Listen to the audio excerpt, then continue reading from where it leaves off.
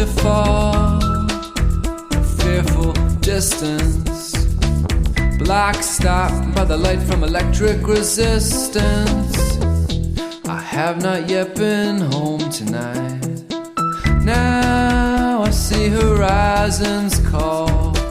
The difference in degrees makes us nothing to it all.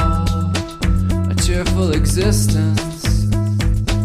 Black stopped by the plate from my mind's indifference. Beauty for reality's innocence. Red, orange, roses to blue, greens and browns. Rivers meet, nuclear. A vision by the sun.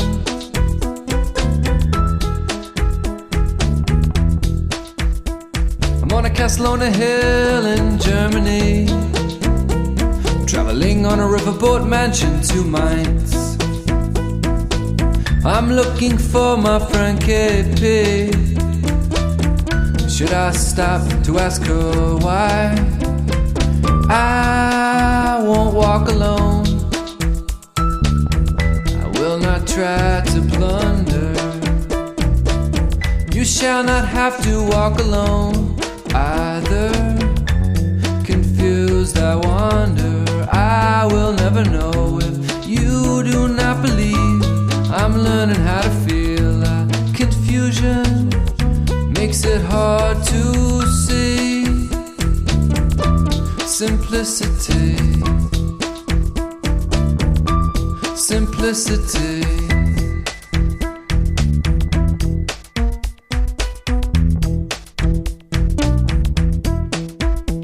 I'm on a castle on a hill in Germany. I'm traveling on a riverboat mansion to Mainz. I'm looking for my friend KP. Should I stop to ask her why? I won't walk alone. Will not try to blunder.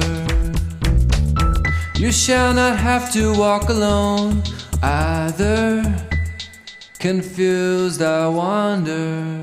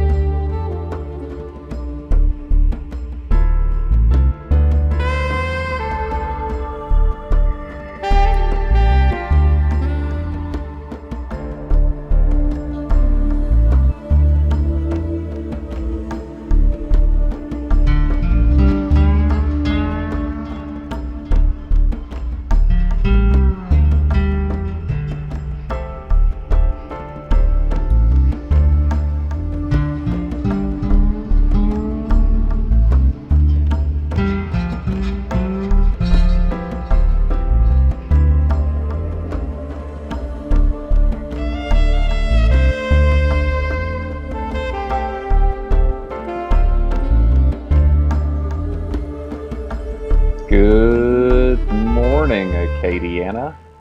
You're listening to Local News Live, produced by AOC Community Media in partnership with The Advocate, of course. Sorry about that. Had a little trouble with my music player, but we are back on board now. And big shout out to Crimson Wolf over on YouTube. He gave us a shout out and he knows our catchphrase, "Good morning, Acadiana." So shout out to Crimson Wolf. You are listening to the news on AOC 1, on Cypress Street Radio, and of course on AOC Community Media's YouTube channel. Just search AOC Community Media in any search engine or specifically in YouTube. You will find that. And if you want to leave us a comment on YouTube, you can do so. Comment with our catchphrase or whatever, and maybe we'll give you a little shout out. I am super excited this morning after our Memorial Day break to be joined by Bruce Cohen. Bruce, how are you this morning, buddy? I'm super excited to be here and to be listening to your melodious voice. Well, that's so kind of you. But I, in fact, am the one who is lucky to be listening to your melodious voice as you read this news. I'm going to let you take it away and go listen online. All right. Thanks so much, Bruce. Thanks, buddy. Well, good morning, Acadiana.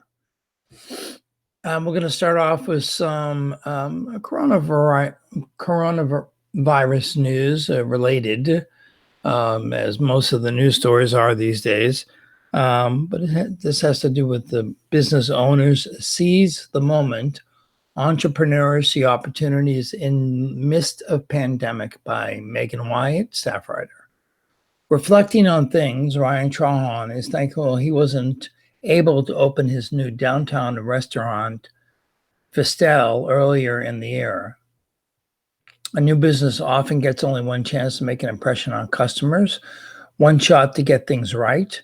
Opening right before the novel coronavirus shut down restaurant dining rooms in Louisiana would have been one of the worst case scenarios. That would have been doomsday, Trahan said. There's always doomsday scenarios when you open a restaurant. There are very few scenarios that can choose you immediately. That would be one of them. Trahan isn't alone in his view. Many who were planning to open a small business in Lafayette before the pandemic struck said they're careful to not have opened in the weeks or months before the economic shutdown. As they continue working to turn their dreams into realities, they say they're facing challenges but are still seeking more opportunities in the weeks and months ahead. Loan terms are appealing, as is the pool of available workers, many of whom have lost their jobs during the shutdown. I actually decided to pull the trigger during the pandemic, said Jeff Begnow, who was opening a franchise location of 360 Painting in Lafayette. I've been vetting different franchise options for roughly a year, but the coronavirus and ultimately the oil prices bottoming out made that decision for me. Even if the rest of the world recovers, will Louisiana recover from this fallout? Like many, Begnow, who works as a medical sales rep, has spent the past several weeks at home. He's used the unexpected time to secure financing and get Louisiana's first franchise of a painting company that uses technology to match existing paint samples and estimate the amount of paint needed for a job. Small businesses that were not open before March 1st didn't qualify for the Small Business Administration's Paycheck Protection Program or economic injury disaster loans. Now businesses do, however, qualify for the SBA to make 6 months of payments for new loans. Obviously, with the economy in a weird state, you're nervous to start a business when everybody is holding on to their money, Begnow said. That was the final checkbox. It made it very appealing. Calls to the Louisiana Small Business Development Center at the University of Louisiana at Lafayette have exploded since mid-March, not just from existing business owners, but also from those who are planning to open new small businesses. Surprisingly, in the midst of the disaster, our phone has been on fire with people who wanted to go forward with their plan, said the center's director, Heidi Melanson. There were some in the process wanting to continue, but there are those who, whether through attrition or losing their jobs, are seeing this as an opportunity to start something new. Destin Ortega, director of the Lafayette Economic Development Authority's Opportunity Machine, said he's had more virtual meetings with hopeful entrepreneurs in recent weeks than he usually does in the office. Ideas have included everything from a virtual reality training concept and an esports business to an online jewelry store and a bed and breakfast. We're in the middle of an unfortunate disaster, Ortega said. It's not something anyone would ever wish to happen, but what I love about this community is that they're just not sitting around waiting for it to end. They're not just wishing for it to be over. They're using their time to start something new or solve a problem. Bradley Cruz is one of those people who has been working on solving a problem, supplying downtown and surrounding neighborhoods with fresh food through his new grocery store, Handy Stop Market and Cafe, which opened last week. Unlike Trahan, Cruz actually wishes he could have opened the pandemic store or before the pandemic struck, because grocery stores are one of the few businesses that have seen an increase in demand as people spend more time at home. I would have loved to have been that resource for them here to get their basic necessities during that time, Cruz said. I would have loved to have been open for them. Handy Stop hasn't been overwhelmed with customers since opening last week, but has also seen steady business. Fewer people are roaming the streets of downtown, which has residential construction underway, but remains largely a business district. Aside from a decrease in foot traffic, the biggest impact the pandemic has had as on the new grocery store has been in the form of supply chain delays. Cruz said he paid for overnight shipping on something and received it 2 weeks ago. Likewise, Trahan said his restaurant's silverware was supposed to arrive in early March, but still hasn't delivered. At one point, Trahan was told the shipment could be delayed until September, but now it's expected to arrive in June. Same goes for Ryan Pico, who is opening a barbecue restaurant on South College called Chopped Smokehouse. I read about that last week, I believe. Initially, he planned to open June 1st, but that's been pushed back to August. The challenge has really been getting equipment here, Pico said. Things are coming from places that are more dense, with factories working at half capacity or less. Then there's the meat shortages. We'll be hesitant to open until meat supply is available and at a price point that's affordable to the customer. Pico and Trahan both said they'd rather pay to lease their restaurant spaces for several months more than open at 25% capacity, the current restriction for dining inside at Louisiana restaurants. They both said they'll consider opening if restrictions are eased to allow 50% or more dining capacity inside. Either way, it could mean the restaurants are only breaking even because of overhead expenses associated with running equipment and staffing the restaurant. It'll cost us thousands of dollars every month we're not open, said Trahan, who originally planned to open Vestal in April. That being said, we didn't have a full staff, so we just didn't go through the struggles that everyone else did. Restaurants can't operate at 25%. They just can't. Okay, next story. Uncharted waters. Holiday swimming hopes dashed as pools remain closed by Katie Gagliano, staff writer. Memorial Day weekend is a favorite time for families to hop in the water and usher in the unofficial start of summer. But recreational pools in Lafayette are splash-free over the holiday weekend, as non-exercise swimming remains restricted under the state's coronavirus Phase 1 reopening plan. Robert Guillory has co-managed the Riverside Swim Club for nearly 30 years. Memorial Day is usually a strong weekend for the membership pool, but this year, no cooking out or parties were planned. While the Phase 1 reopening plan issued by Governor John Bel Edwards' office allows for lap swimming for exercise, that isn't the focus of the pool's clientele, he said. Maybe 2 other people called about having lanes installed to swim laps, he said. Most people swimming for exercise are members of health clubs with pools, while Riverside is more a traditional summertime family pool, Guillory said. It wouldn't have been conducive to open for lap swimming. We would have had to have staff here for nobody, he said. Riverside has roughly 165 families as registered members. The pool opened about 60 years ago as a neighborhood pool, but has expanded to welcome families from around Acadiana. Membership has seen a resurgence in recent years, but they're concerned about membership cancellations if the pool opens in the late summer or not at all, Guillory said.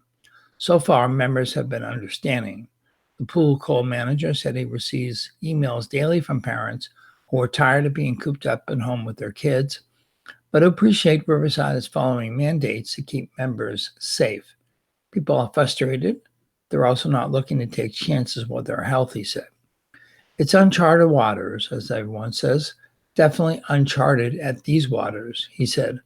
I've been married almost 40 years, and I'm sorry to say when my wife told me the pool might not open, I told her she was crazy. Now I'm eating my words, Guillory said. So far, studies show no evidence that the coronavirus can be transmitted through water. There's no evidence that the virus that causes COVID-19 can be spread to people through the water in pools, hot tubs, spas, or water play areas. Proper operation and maintenance, including disinfection with chlorine and bromine, one of those facilities should inactive the virus in the water. A U.S. Centers for Disease Control and Prevention statement said. The main concern is not that the water itself, but the common areas and high-touch zones surrounding the pool, including chairs, handrails, bathrooms, and congregation areas. This week, the CDC released guidance for pool operations on best practices to combat spread of the virus. Guillory said he and his wife and co-manager Cindy are following the CDC guidance as they prepare for their hoped for reopening. They've assessed pool capacity limits at various percentages, separated tables and chairs, increased the liquid chlorine dosage in the pools, and coordinated plans to sanitize high-touch areas like the bathrooms, pool ladders, and tables more frequently. They plan to use other common measures too, including encouraging social distancing, posting signs about hand washing and sanitation, and speaking separately without anyone exhibiting signs of illness. To keep members and staff as safe as possible, he said.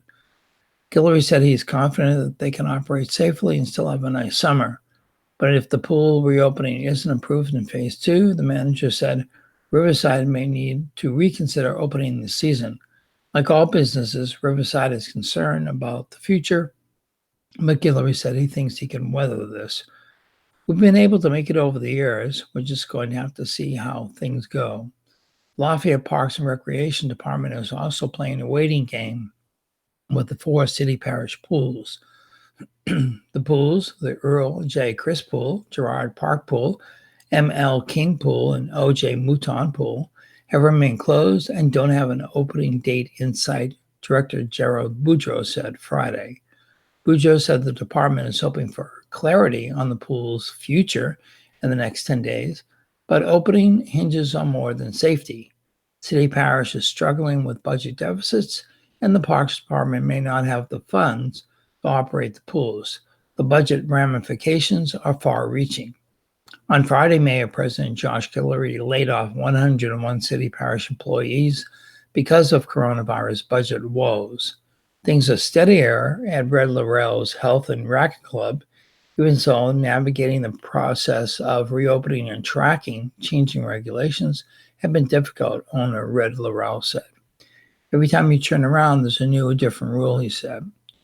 Reds welcomed members back May 15th and began returning to a semblance of normalcy, but areas like the club's steam room, sauna, and kids' swim areas remain closed under current reopening guidelines. It's exciting to have our members back, but there is a certain spirit missing with kids largely absent from the club, he said. The health club has been kid-friendly for most of its existence, and recreational swimming is a popular draw for many families. It's a strong part of the summer's business, and members who've attended the club for decades now bring their children and grandchildren, Laurel said. Reds is taking similar safety measures as Guillory at Riverside Swim. They've increased sanitation, spaced chairs out, and are encouraging social distancing, among other efforts, he said. The addition of children, while desired, will be a unique hurdle to maintaining those safety measures, he said. I think that's going to be a little difficult of a thing, and we'll have to work harder on it. We expect help from the parents, and we'll have the signs up all over the place. We're basically doing the same thing everyone else is, trying to do things as safely as we can. We don't want to get anyone sick, Laurel said. Okay, it's time for our first couple of public service announcements for the morning. And we're going to start off with a great event happening on Wednesday of this week. The Festival Awards host a Pieces of Hope virtual open mic. On Wednesday, this coming Wednesday, May 27th at 7 p.m., the Festival Awards host Pieces of Hope virtual open mic on Zoom. For 15 years, the festival has hosted the Grand Coteau-based event featuring writers, musicians, and storytellers. Due to the coronavirus pandemic, the creative community will gather online, coming together as a act of hope, come to share, or just to listen and play. The 2-hour open mic presents 20 writers and musicians, each performing for 5 minutes. Performers are from Louisiana and throughout the U.S. region. Make yourself a drink, grab some cheese and crackers, and sit back to enjoy some exquisite performances that will soothe, entertain, and enlighten. To join the virtual open mic, go to the Facebook page for Pieces of Hope Virtual Open Mic. The link to the Zoom Cafe will be available the day of the event, and that's tomorrow, Wednesday, May 27th, from 7 to 9 p.m. You can contact Martha at fowmartha@gmail.com or call at 337-804-2482 for more information. This free community event is suitable for all ages and is sponsored by the Festival Awards Cultural Arts Collective. AOC teams up with the United Way of Acadiana for Learn United. The United Way of Acadiana teamed up with AOC and other local additional groups for Learn United, bringing the digital gap to provide educational resources for households that don't have internet but do have a television. The Learn United program airs weekdays from 8 to 2 on AOC 2, Cox 16, LUS 4, and streaming at aocinc.org/watch for their daily schedules and to submit content for the program. Visit the United Way of Acadiana's website at unitedwayofacadiana.org/learn-united. Vitalant seeking plasma donations from recovered COVID patients.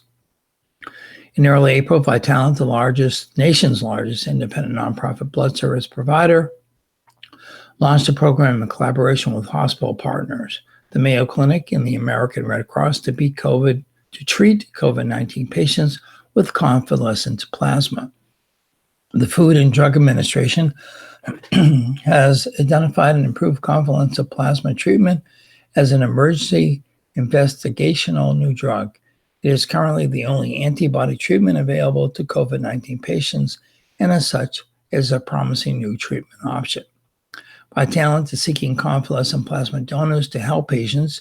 Eligibility criteria are prior diagnosis of COVID-19, documented by a laboratory test or a positive serological test for the SARS-CoV-2 antibodies taken after recovery, complete resolution of symptoms for at least 14 days, and meet all other FDA donor eligibility requirements to donate plasma. Even with these requirements, may be additional tests or other criteria required. In some instances, those who have recovered from COVID-19 may be able to donate, even if they do not have an initial laboratory test. Those who meet the above criteria and want to donate plasma are encouraged to apply through the Vitalant website. That's Vitalant, VITALANT.org/COVID-free. For more information, please call 866-287-5762. That's 866-287-5762. Okay, headed back to the news. Let's see what we have here. Acadian officials, more people refusing transport, by Adam Daigle, Acadiana business editor. More people are refusing ambulance transports to hospitals for needed care out of fear of being infected with the coronavirus, Acadian ambulance officials said this week. Acadian has reported an 18% increase in people refusing to be transported after medics have arrived them to do so, Chairman and CEO Richard Zuzlak said in a statement. It's not something that's happening only in Lafayette. Baton Rouge General Medical Director of Emergency Medicine, Dr. Johnny Jones, said over the past 2 months, there has been a decrease in heart attack and stroke patients at hospitals there. I think people are scared to come in because of the COVID crisis, but often ignoring the symptoms that they are having, Jones told WBRZ. The fear is understandable, said Dr. Charles Burnell, Acadian's chief medical officer, but sometimes is based on limited information. Hospitals have gone to extreme measures to keep their facilities safe, he said. We've seen a higher number of responses without transports, and I'm fearful that patients don't understand that they're putting themselves at greater risk by not allowing us to bring them to hospitals when their conditions require transport and emergency department evaluations, Burnell said. Often we are called back to patients' residences when they become sicker and their conditions deteriorate. Hospitals are taking precautions to disinfect as well as segregate potential and confirmed COVID-19 patients from any contact with other patients or persons entering the facility and emergency rooms, Acadian officials said. Procedures range from using different facility entrances to advanced equipment and facility cleaning and disinfection. Hospitals such as Lafayette General and Our Lady of Lourdes Regional Medical Center have fixed safety protocols in place, said Elizabeth Arnold, Vice President of Marketing and corporate communication at Our Lady of Lourdes.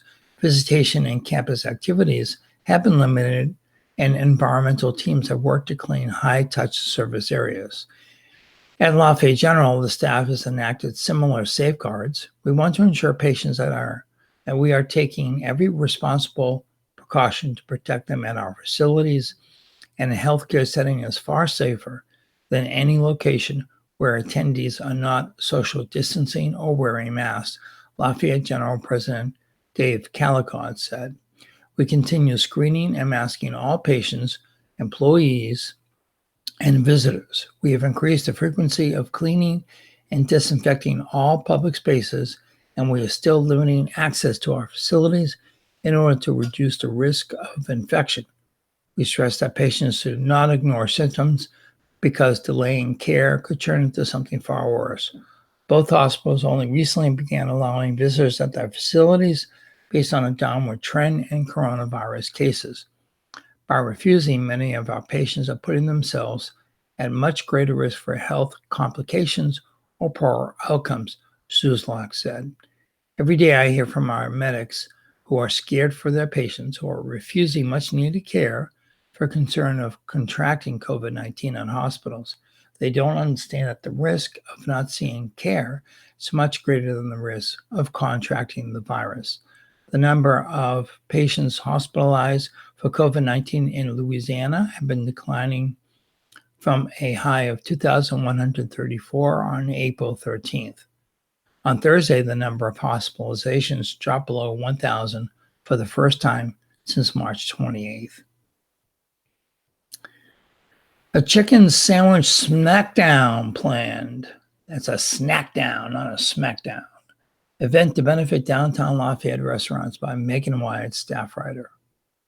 The fried chicken sandwich rivalry between Popeyes and Chick-fil-A is so last year.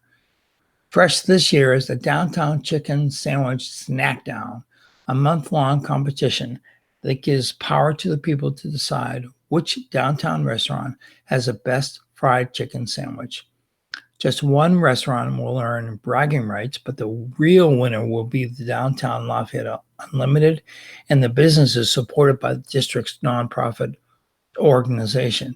Restaurants are hurting right now, said Anita Begnow, CEO of Downtown Lafayette. And so we're trying to be creative and interesting and fun on how we drive people to financially support restaurants. We're putting all eyes on restaurants participating in the Snackdown. Downtown's nonprofit arm will benefit by collecting $1 per chicken sandwich sold at each of the 11 participating restaurants during the competition, which happens June 5th to July 4th during normal business hours. Those behind the event are also hoping to find sponsors to match each restaurant's total donation during the competition. In turn, our organization continues to market all of these restaurants and retail businesses, and we continue to do the work that we do, Begnow said. We want to really build a sense of camaraderie with the community. Restaurants participating in the Downtown Chicken Sandwich Snackdown include Black Cafe, Central Pizza, Johnson's Buccaneer, Legends Annex, Luna Bar and Grill, Pamplona Tapas Bar, Pop's Po' Boys, Rev Coffee Roasters, Scratch, Spoonbill, and Yale College Inn. Competition is a signature event happening in June to raise money for Downtown Lafayette Unlimited. The month of giving will also include a social media campaign featuring portraits of people who live and work downtown with a push for residents and businesses to become members of Downtown Lafayette. Photographer Leanne Stefan has spent her quarantine time shooting portraits of family and business owners outside of their homes and businesses across South Louisiana. What started as a way to see family and friends during time off from her full-time photography job at Stellar quickly grew into a massive undertaking. She's been approached by the Downtown Lafayette leadership and even a local publisher interested in using her images to help tell stories about the resilience of people in Acadiana. The majority of those are capturing people just trying to survive, trying to make it, Stefan said.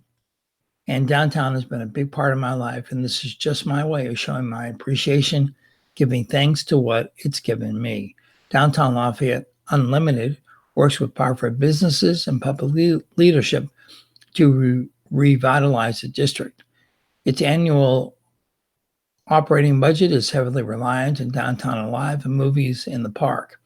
The free outdoor events are paid for by sponsorships and raise money through sales of food, drinks, and merchandise. In addition to those seasonal events, the rooftop crawfish boil was also canceled this year. The paid event typically brings in about 20% of the nonprofit's annual budget in just one night. The second annual end of summer snowball festival and fall season of Downtown Alive could also be canceled or face significant restrictions. The events don't just bring in funds for the nonprofit, they also attract more people to the businesses, parks, and museums in the district. We have to cut back our expenses as much as we possibly can, as probably everyone impacted by this has, Begnow said. We're not special and different in that way, but it's to keep people waking up every day thinking about what we need to do to keep restaurants and our retail businesses thriving. In recent years, the district's tagline has been, "Let downtown surprise you." For the next few weeks, leaders have a different slogan in mind, "Let's surprise downtown." Visit downtownlafayette.org for more information on the Downtown Chicken Sandwich Snackdown and other fundraising efforts.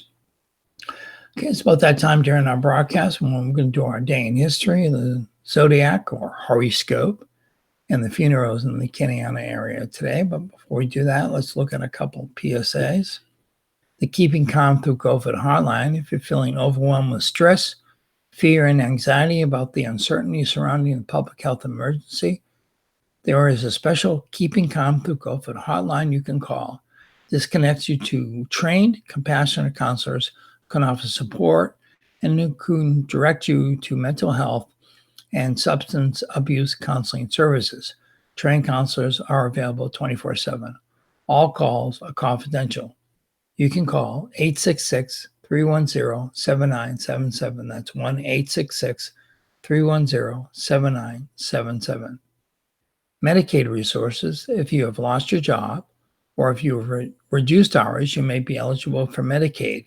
You can apply online at mymedicaid.la.gov. You can also apply by phone by calling 1-888-342-6207 or by mail by sending information to Louisiana Medicaid P.O. Box 91283 Baton Rouge, LA 70821. Local Medicaid offices are currently closed, but additional assistance is needed. You can call 1-888-342-6207. Locally, Stop the Spread, call instead, #StopTheSpread. For the latest COVID-19 updates and information locally, visit 311lafayette.services. That's www.311lafayette.services. Call centers with volunteers and medical professionals are active 24/7 to answer your questions about COVID-19 and to determine if you need to get screened. You may also call 311 and press option 2 if you're a business owner, employee, or looking for a job to get information about applying for small business recovery loans, apply for unemployment benefits, and related programs. Okay, so let's look at the day in history. This is Tuesday, May 26th, the 147th day of 2020. There are 219 days left in the year. Today's highlight in history on May 26, 1981. 14 people were killed when a Marine jet crashed into the flight deck of the aircraft carrier USS Nimitz off of Florida. On this date in 1864, President Abraham Lincoln signed a measure creating the Montana Territory. In 1988, the impeachment trial of President Andrew Johnson ended with his acquittal on the remaining charges. In 1938, the House Un-American Activities Committee was established by Congress. In 1940, Operation Dynamo, the evacuation of some 338,000 Allied troops from Dunkirk, France, began during World War II. In 1971, Don McLean recorded his song American Pie at the record plant in New York City. It was released the following November by United Artists Records. In 1972, President Richard M. Nixon and Soviet leader Leonid Brezhnev signed the Anti-Ballistic Missile Treaty in Moscow. The U.S. drew from the treaty in 2002. In 1978, Resorts Casino Hotel, the first illegal U.S. casino outside Nevada, opened in Atlantic City, New Jersey. In 1994, Michael Jackson and Lisa Marie Presley were married in the Dominican Republic. The marriage, however, ended in 1996. In 1998, the U.S. Supreme Court made it far more difficult for police to be sued by people hurt during high-speed chases. The Supreme Court also ruled that Ellis Island, historic gateway for millions of immigrants, was mainly in New Jersey, not New York. In 2004, nearly a decade after the Oklahoma City bombing, Terry Nichols was found guilty of 161 state murder charges for helping carry out the attack. Nichols later received 161 consecutive life sentences. In 2009, President Barack Obama nominated federal employees Judge Sonia Sotomayor to the U.S. Supreme Court. California Supreme Court upheld the Proposition 8 gay marriage ban, but said the 18,000 same-sex weddings that had taken place before the prohibition passed were still valid. 10 years ago, BP launched its latest bid to plug the gushing well in the Gulf of Mexico by force-feeding its heavy drilling mud, a maneuver known as a top kill, which proved unsuccessful. 5 years ago, challenging Hillary Clinton from the left, Vermont Senator Bernie Sanders formally kicked off his Democratic presidential bid in Burlington, Vermont, with a pitch to liberals who joined him in a political revolution to transform the nation's economy and politics. 1 year ago, a tornado leveled the motel and tore through a mobile home park near Oklahoma City, killing 2 people and injuring more than 24 others. Today's birthdays, we look at sportscaster Brent Musburger, and he's 81 years old today. Rock musician Gary Peterson of the Guess Who is 75. Singer Stevie Nicks, that we all know and love from Fleetwood Mac, is 72. Wow, go Stevie. Actor Phil Michael Thomas is 71. Country singer Hank Williams Jr. is 71 as well. Country singer-songwriter Dave Robbins is 61. Comedian Bob Kate Goldthwait is 58. Singer-actor Lenny Kravitz is 56. Actor Joseph Fiennes is 50. And actress Elizabeth Hanoi is 41. Thought for today: I am never afraid of what I know. Quote by Anna Sewell, English author, 1820 to 1878. All right, and let's look at the zodiac for today. Geminis, spend time exploring the possibilities and less time trying to explain your intentions to others. Do whatever it takes to build your confidence and expand your skills and knowledge. Cancer, cancel your energy into something creative. A passionate approach will make everything more enjoyable. Stick to the rules and avoid trouble. Leos, pitch in and help, but don't let anyone take advantage of you or your generosity. Impulse buying will lead to regret. Uncertainty about your position of status will arise. Virgos, my birth sign. A job you pursue will not turn out as hoped. Before you sign up for additional responsibilities, ask for written documentation. Protect yourself from overwork or unfair treatment. Libra, travel and learn by watching documentaries. The information you gather will inspire you to save for something that will enrich your life. Personal improvement will boost your confidence. Scorpio, take care of legal, financial, and medical matters in a timely fashion. If you neglect something valuable, you can expect to receive a penalty or setback. Make a positive domestic change.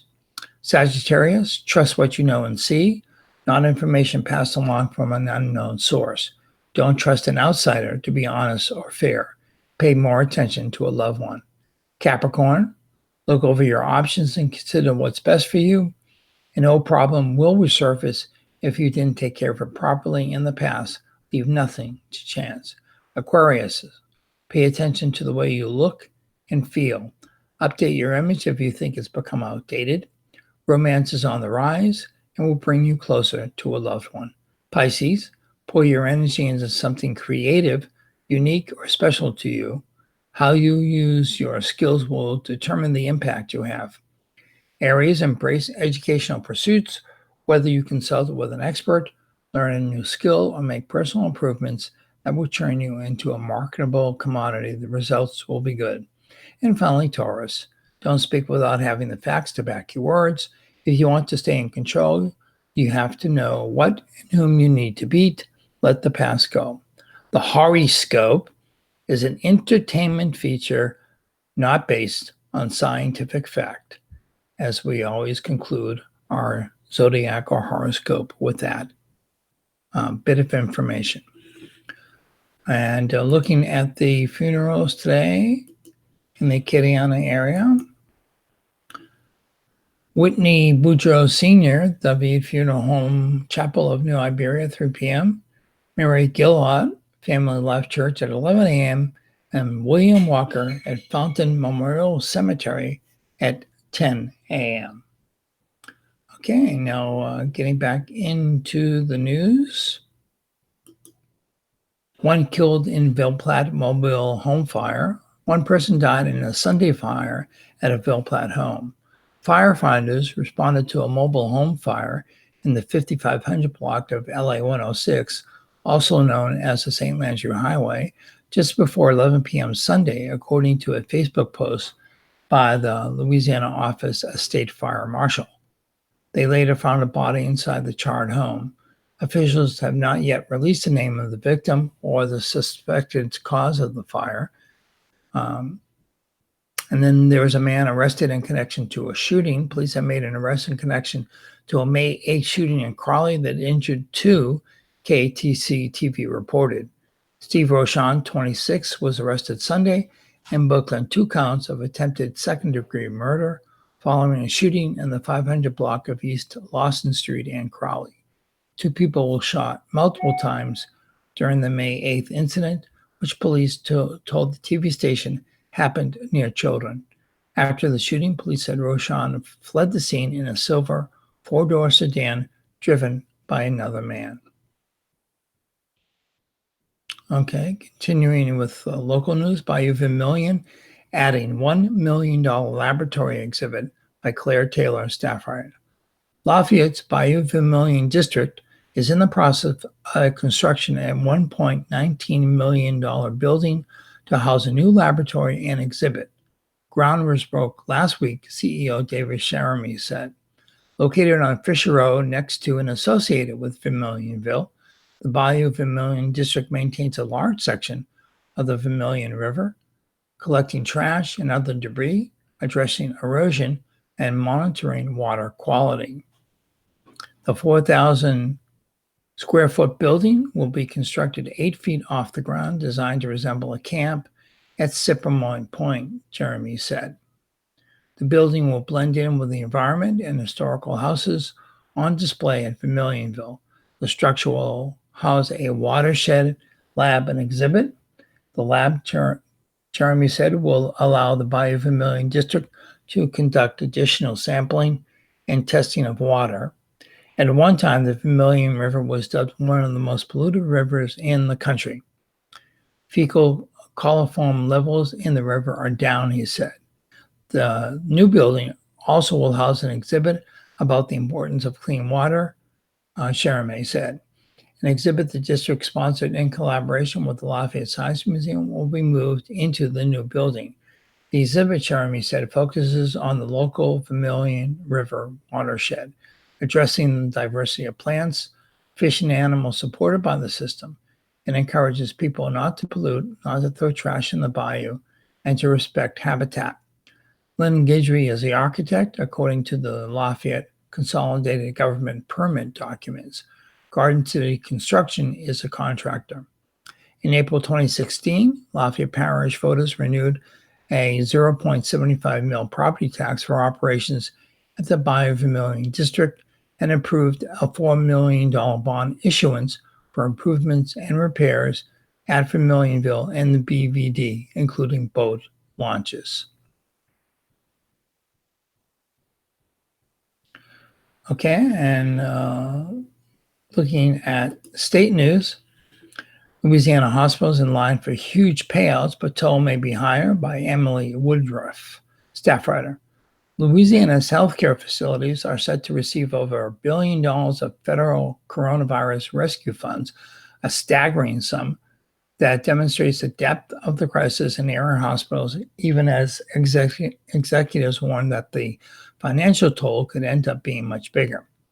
The payout, which represents the state's share of $72 billion in relief aid from the Federal CARES Act, has been distributed so far to healthcare providers, was distributed to almost 5,000 facilities in Louisiana. Based on data provided by the Centers for Disease Control and Prevention, at least $1.2 billion appears to have gone to Louisiana facilities, according to an analysis by the Advocate. That number is subject to change because not all funds have been accepted by hospitals yet or updated on a master list maintained by the Federal Department of Health and Human Services. A large portion of the funds went to 16 hospitals in and around New Orleans, Baton Rouge, and Lafayette, where most of the patients suffering from COVID-19 were treated.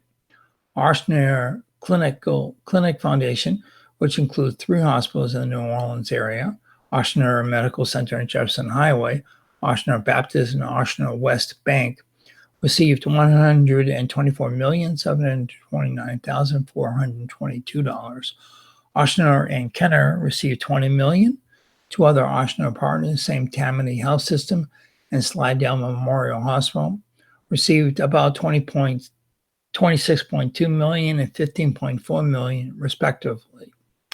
In Baton Rouge, Our Lady of the Lake Regional Medical Center received $35.2 million, and Baton Rouge General Medical received $34 million. Lafayette General Medical Center received $24.1 million, and the East Jefferson General Hospital received about $20.4 million.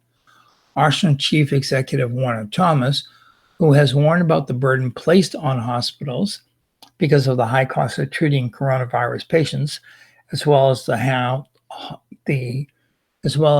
halt to other procedures, said that even with these payouts, the state's largest hospital operator and one of the largest private employers would still face a staggering budget hole. Thomas said he expects to lose about $200 million in revenue over March, April, and May, about $2.7 million per day since elective procedures were canceled. The system, which sees about $4 billion in revenue yearly, predicted 2020 revenue losses would fall in the $350 million to $500 million range. Between loss in revenue and an increase in expenses, the funds we are receiving don't cover all of that to date, said Thomas, who was one of a number of hospital executives who met with President Donald Trump in mid-April to discuss how hospitals can conserve and share resources like ventilators in the future. Ochsner isn't alone. Hospital operators across the U.S. are facing budget shortfalls and in some cases resorting to layoffs or furloughs after spending vast sums on PPE or personal protective equipment and other resources in their rush to deal with surging coronavirus cases.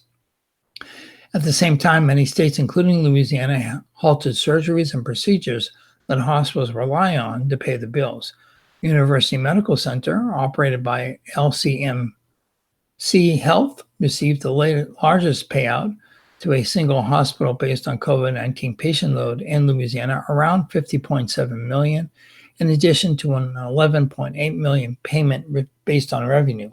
All of LCMC's hospitals, with the exception of Children's Hospital, will get extra funds due to the high patient volume, totaling $141.2 million, according to the hospital and CDC documents. LCMC Chief Executive Officer Greg Fern predicted revenue loss of about $100 million between March, April, and May. That does not take into account extra money spent on equipment and additional workers during a hospital surge.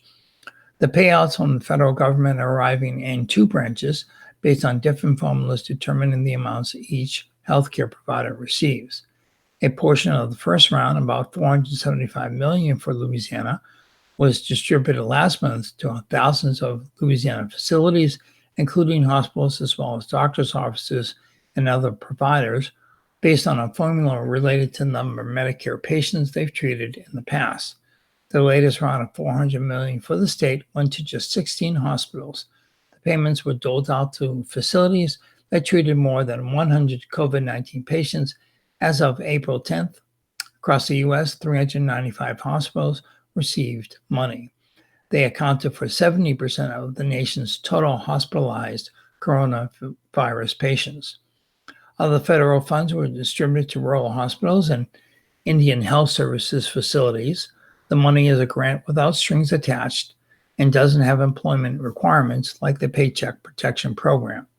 Louisiana received about 1.6% of the first payment from the general fund.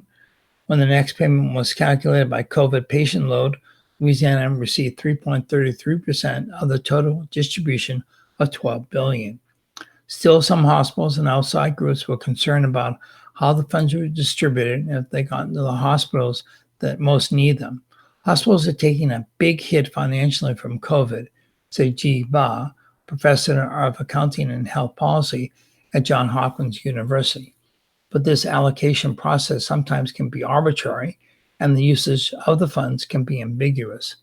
Meanwhile, the prospect of job losses among healthcare workers after their tireless work when cases were spiking and protective equipment was scarce has been jarring. At Tulane Medical Center, which is majority owned by healthcare giant HCA Healthcare, employees are receiving 70% of the pay if they are not currently working amid a drop in patients seeking care. The facility received $26.4 million from the federal payout for hospitals and hotspots, but hospital spokeswoman Sarah Belliette said it requires just a fraction of anticipated lost revenue and increased expenses.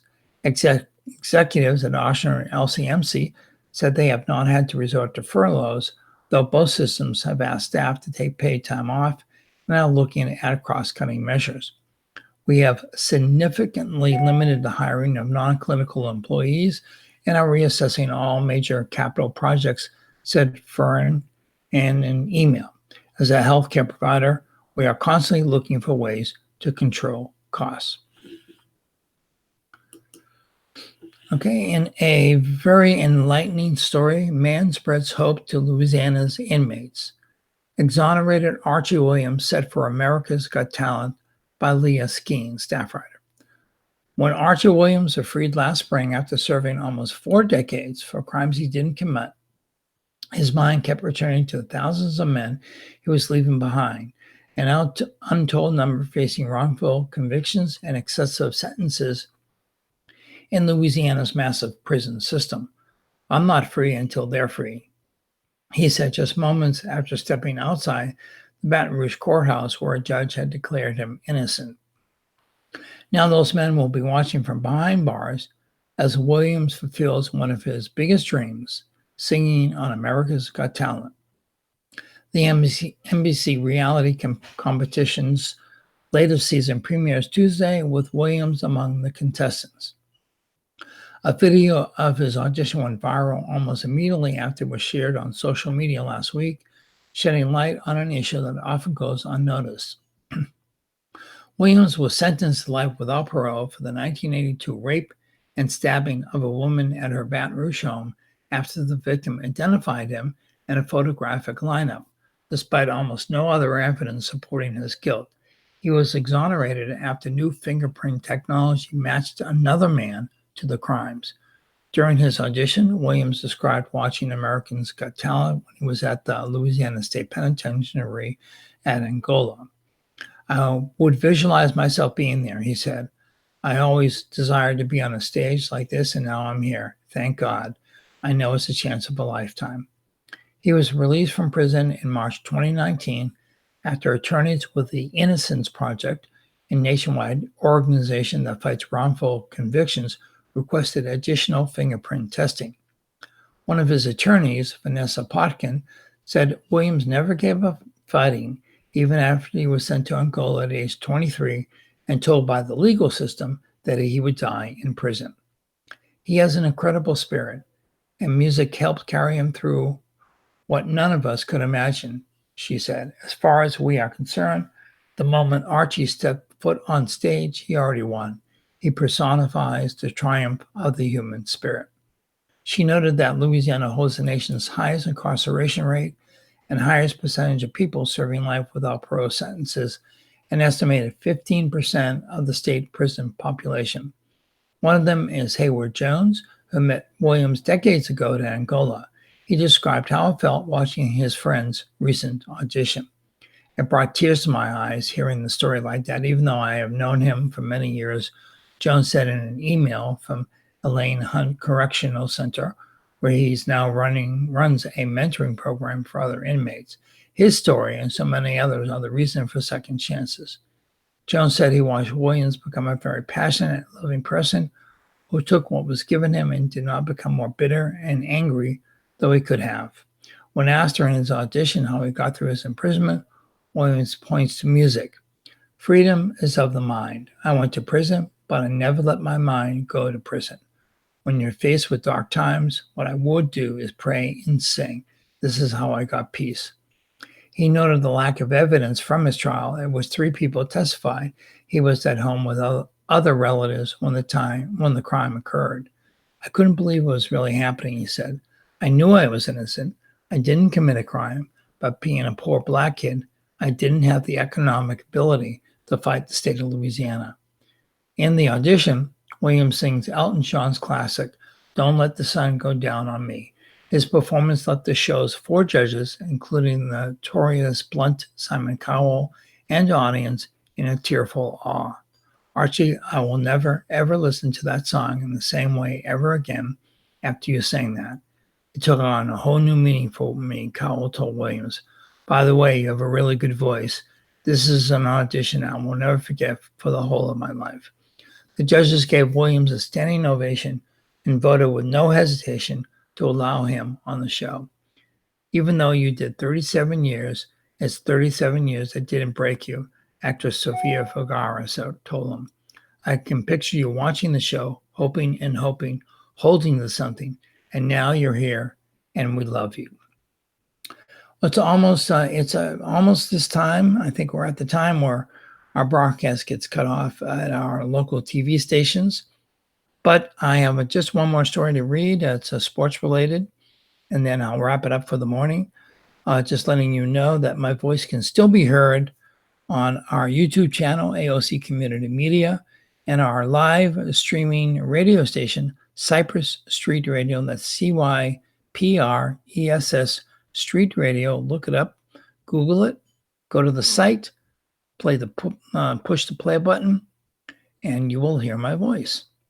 So for those of you who are leaving me this morning, have a good day, stay safe and healthy, and we'll move on to our last story of the morning, which is, like I said, sports related, which we have not heard a lot of lately. The bright side, Saints Eric McCoy on being a big soup guy and finding ways to grow in quarantine by Luke Johnson's staff writer. Count New Orleans Saints offensive lineman Eric McCoy as one who's finding the bright side and being cooped up at home. He and his wife, Bianca McCoy, got their wedding day and honeymoon off without a hitch just before things started closing down, and they have relished the time this has afforded them to spend with each other in their newlywed phase. McCoy is using this time to add skills to his repertoire, both in the kitchen and on the field. He hopes others are able to find some of the bright side he and his wife have during these strange times. We caught up with the Saints' second-year offensive lineman to chat about these things, as well as lessons learned during his rookie season and what's in store for 2020. How have you been holding up? It's been pretty good. My wife and I got married before quarantine started, so it gave us a lot of time to sit down and actually be with each other instead of having to go into work. We've got to know each other a lot better. Love each other a lot better and spend time with one another. I'm also learning how to cook a little better. I've been doing a lot of cooking, so we're planning to carry some of our new recipes over into the season. A couple of different things to address here. First of all, what's the best dish you've learned how to cook? So personally, I'm a big soup guy, a really, really big soup guy. My wife learned how to make a beef stew, and it's delicious. Some chuck roast, cut it up, season it really well, batter it, throw it on the fryer, and then you've got your carrots, your onions, potatoes, green beans, corn. Throw it in with some beef broth, with some salt and some pepper, some tuna cachares, and you're good. Let it go for like 5 hours in the crock pot. You just gave me the recipe, so I'm going to have to go back and make this now. My wife actually makes a great andouille sausage soup. I'll have to send you the recipe. And that sounds delicious too, he said. Item number 2, being a newlywed who is locked up in this house feels like a solid early challenge for a marriage. It's been really good. It gives us a chance to grow more in our faith as well. It's been really good for us during the time. It's unlike any other time that we've had in our lives, so we're trying to take full advantage of it.